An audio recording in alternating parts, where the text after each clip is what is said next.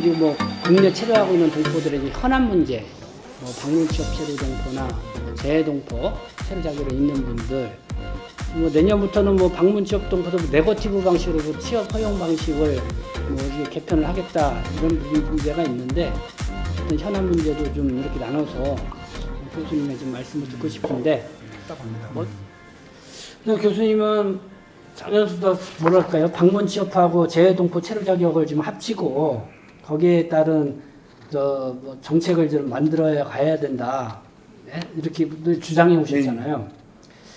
그 부분에 대해서는 지금 어떻게? 이번에 얼마 전에 그 고용노동부에서 고용허가제 개편으로서 네. 그 H2 특례 고용에 대해서 네거티브 방식으로 전환한다는 네. 걸 발표를 하고 깜짝 놀랐습니다. 네. 그거는 법무부가 어떤 합의가 있었는지 어떤 내용이 있었는지 모르겠지만은 우리가 동포 정책에 있어서 아픈 손가락이거든요. H2라는 게. 네. 아픈 자식이잖아요. 이게 어떻게 보면은 태어나서는 안 될 자식 중에 하나입니다. 근데 어쩔 수 없이 국내 현실이라든지 헌법재판소의 판결이라든지 우여곡절을 거쳐가지고 임시방편적으로 만든 게 H2예요. H2는 나오면 안 된 거죠. F4로 처음부터 다 갔었어야죠. 근데 F4를 다 못 주다 보니 F4를 못 받는 중국 동포나 옛날에 구소련 동포들한테 임시적으로 그럼 H2라도 줄 테니까 요거라도 좀 살아보세요 라고 준 게 H2예요. 그러면서 일반 인하인 고용허가제보다는 특례를 조금 많이 줬는데 지금 그 숫자가 얼마나 줄어들어요. 네. 많이 줄어들고 있고 지금 F4로 많이 넘어갔습니다. 네. 그런데 거기에 대해서 지금 일부 현장에서 많이 인력이 부족하다고 하니까 그럼 고용부에서 그럼 우리가 동포들을 가지고 있는 H2를 가지고 활용을 하겠습니다. 이 사람들을 카드로 쓸게요 라고 이야기한 거잖아요. 임시방편으로 쓰고 있는 걸 또 임시방편으로 쓰겠다는 거예요. 근본적인 해결책이 절대 아닙니다. 그걸 네거티브 방식으로 바꾼다고 해서 해결이 됩니까? 네거티브 방식으로 바꾼다고 하면은 그럼 네거티브로 안 되는 업종을 지정하고는 다 취업을 할 수 있다는 이야기인가요? 그게 안 되는 이유가 뭐냐 그러면요. E9, H2에는 근본적인 제한이 있습니다. 원죄라고 하죠. 원죄가 뭐냐 하면 태어나면서부터 안 되는 게 있어요. H2는 절대 할수는 안 되는 업종이 있어요. H2는 기본적으로 단순 노무 업종에만 취업이 됩니다. 전문 업종에는 안 됩니다. 전문 업종은 F4 영역이에요. 제외 동포들은 단순 노무를 못 들어가고요. H2는 F4로 못 넘어갑니다. 이렇게 선을 딱 끊어한 게 이게 원죄예요. 그런데 이걸 네거티브 방식으로 풀면은 그럼 H2 가지고 있는 사람이 전문 직종을 할 수 있다는 이야기인가요? 뭐 그러니까 그거 요거만 안 된다 그러면 거기에 해당이 안 되면 할 수 있다는 할 수 있다는 이야기죠. 그러면은 F4 있는 사람들은 뭡니까? F4도 할 수 있다는 거. F4도 할 수 있고 H2도 할 수 있으면 수 그걸 있다는 나눌 거죠. 이유가 뭐가 있어요? 그렇죠. 나눌 이유가 그 나눌 이유가 뭐가 있냐고요? 왜 나눕니까? 그러면 그러면은 더 크게 하려 그러면은 그럼 H2를 가진 사람은 단순 노무도 할 수 있고 전문도 할 수 있고 다 할 수 있고요. 네. F4를 가지고 있는 사람은 단순 노무는 못하고 전문만 할 수 있으면은 그럼 F4 가지고 있는 사람이 H2로 넘어가야 되겠네요.는 고용부가 일방적인 발표를 한 거예요.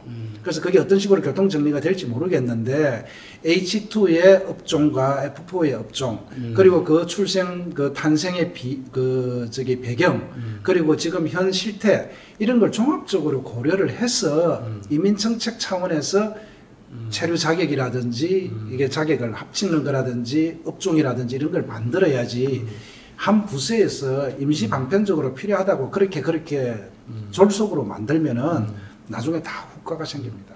그게 그 재동포 체류 자격자도 뭐 그런 네거티브 방식으로 해놓고는 애매모호하니까 이 일을 해도 되는 건지 안 해도 되는 건지 모른다니까요. 했는지 알고 갔더니 출구 가가지고는 벌금도 무지하게 또 물게끔 하고 애매모호하게 이렇게 만들어 놓은 측면들이 있더라고요.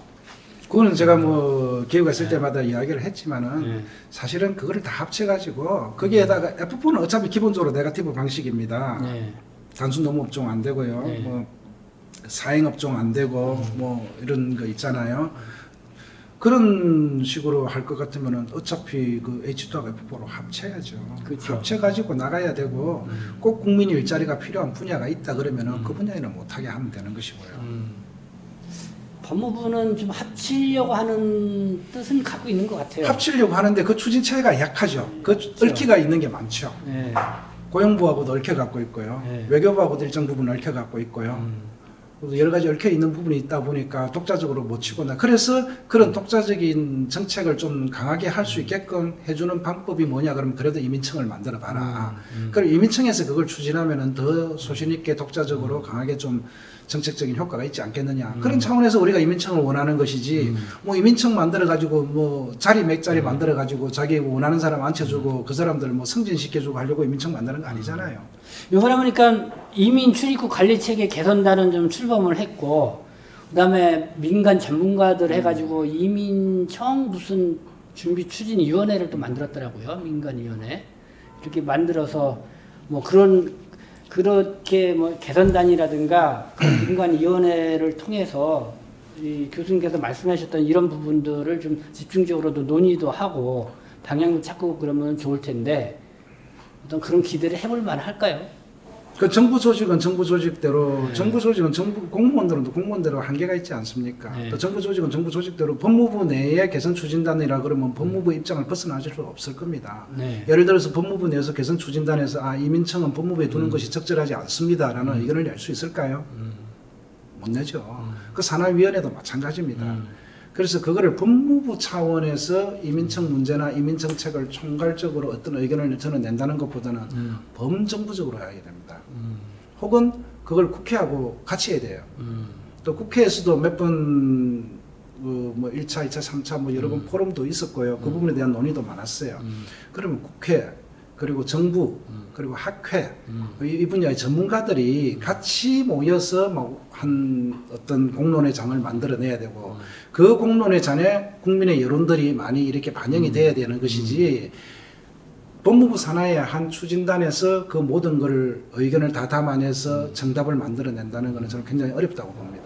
그러게요. 그게 말씀하신 것처럼 그런 공론의 장이 저기에서 인간 스스로의 필요성에 의해서 만들어지고 그래야 되는데 좀 뭐 정부 주도하는 쪽으로 이렇게 나가는 것 같아서.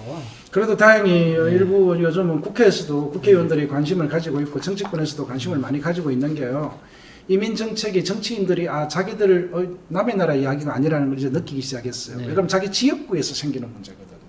자기 지역구의 결혼 이민자 문제, 자기 지역구 농촌의 인력 부족 문제, 자기 지역구 조선소의 인력 부족 문제, 자기 지역구 대학의 학생 감소 문제, 이런 지역구 문제하고 합치다 보니까 이제는 국회의원들이 목소리를 내기 시작했어요. 국회의원하고 각 지방자치단체장. 지방자치단체는 더 그전부터 했고요. 그래서 지자체하고 국회의원들도 이제는 이 논의에 대해서 굉장히 관심을 많이 가지고 있고 하고 있기 때문에 그 사람들의 의견도 같이 받아야 되죠. 물론 간간히 그런 모임을 가지기는 합니다만은 법무부의 그 추진 개선단이 물론 어떤 그런 여러 의견들을 취합할 수 있는 공론의 장을 만들어주는 것은 중요하겠지만 법무부 자체 의견으로 모든 걸 결정하려고 하면 안 된다. 그리고 그거를 지금 시간을 너무 끌어서는 더군다나 더 안 되고, 더군다나 지금 정부조직법이라는 게 지금 이번에 아마 통과되기 힘들 거예요. 지금 여가부 문제 때문에 여야가 합의가 안 본 상태에서 힘들 건데, 이렇게 자기들끼리 지금 그거 하고 있는 사이에 차라리 이쪽에서는 빨리 그 공론의 장에서 통일되는 의견을 만들어서 이번 정부조직법 최대한 빨리 같이 올라가는 게 저는 맞다고 봐요. 그런데 그게 지금 동포청하고 또 얽혀갖고 있기 때문에 어떤 식으로 그 문제를 풀어야 될지는 모르겠지만, 결국은 뭐 다행인지 불행인지 모르겠지만 아직까지 여야 합의가 안 돼가지고 지금 이러고 있는 사이라도 빨리 단일화된 이민청 문제, 이민동포청 문제를 지금 저는 거론을 해야 된다고 봐요. 결국은 그 이민청하고 동포청을 좀 잘 합리적인 같이 뭔가 나갈 수 있는 길을 찾아야 된다는 거죠. 업무 분장만이라도 정확하게 해줘야 됩니다. 거기에 대한 업무 분장이 정확하게 되지 않으면 그 사이에서 피해를 보는 사람이 누구겠습니까? 저는 동포라고 봐요. 동포는 양쪽 눈치를 다 봐야 될 수가 있습니다. 나중에 동포청이 만들어지고 나면 외교부의 눈치와 법무부의 눈치를 다 봐야 되는 문제가 생기고요. 또 외교부 쪽으로 주 업무가 외교부 쪽으로 중심이 넘어가게 되면은 외교적인 문제까지도 눈치를 봐야 되고, 그 틈 사이에서 가장 고생을 하거나 가장 피해를 저는 많이 볼 수 있는 사람이 중국 동포라고 봅니다. 중국 동포는 숫자는 많거든요. 숫자는 많은 대신에 거기에 대한 보호망이 약합니다. 목소리도 약한 편이고요. 그렇기 때문에 피해는 중국 동포들한테 굉장히 많이 돌아갈 수가 있다. 그래서 지금이라도 정확하게 질서를 잡아가면서 업무 분장을 정확하게 해서 우리 동포들이 피해 보지 않도록 정부 조직이 만들어져야 될 것이다. 저는 이렇게 네. 보고 있습니다. 알겠습니다.